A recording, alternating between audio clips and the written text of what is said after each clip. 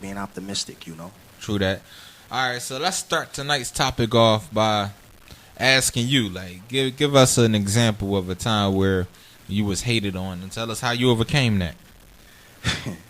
That's good. I got so many of them too. Well, you know, I came over a situation where, like, you know, I had different cars, you know, and basically, you know, it's just the fact that when you got something that is just not don't have a car or envy you because you got a car, they hate. You know, they hate. And I had situations where I had people scarring up my cars. What?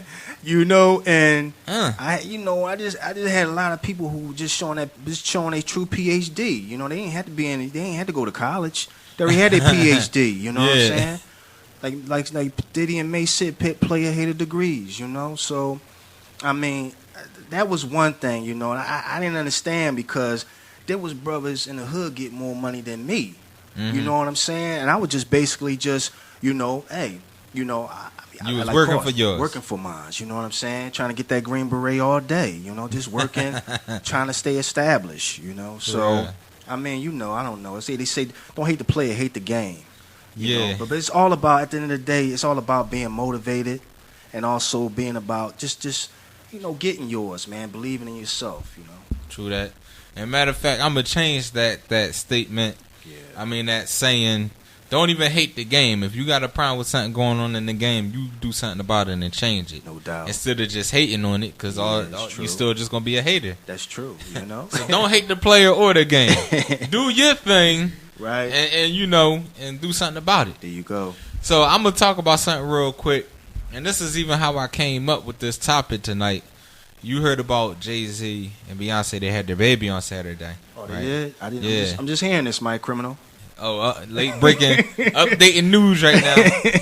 So, yesterday morning when I got on Twitter, you know, to see what's going on, Twitter was going crazy, and people were saying all types of crazy stuff about, you know, I ain't even gonna get into the Illuminati stuff. I'm gonna just talk about how people was hating on the fact that they were saying she's gonna be raised spoiled and all that because, you know, Jay-Z and Beyonce got a lot of money, and they like, yeah, she's going to be spoiled right, and then she's going to be this, and she's going to be that.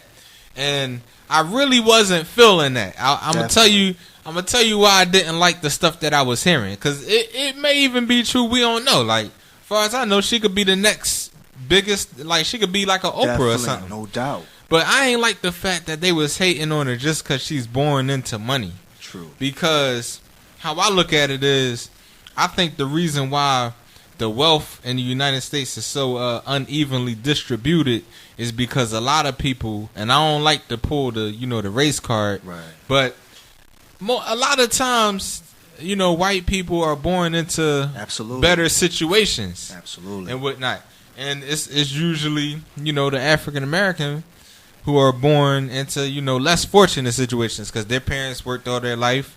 And they didn't have, if they even had both parents. Right. And, you know, they was born and they was raised up in an apartment. And they didn't have opportunities to do this. And their credit was messed up before they even turned 18.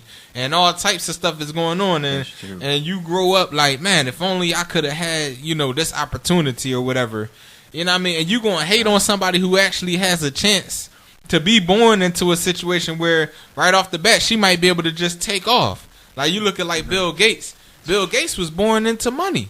Yep. He had $1 million. His grandparents had $1 million in the trust fund from the day he was born, and now look at him. He's a billionaire. Absolutely. How can you hate on a African American baby that's born into money? Definitely. When she got the opportunity to, you know, potentially excel the race and all that stuff. Like, see, Mike Krim. The thing is, though, bro. The thing is, we live in this a judgmental society.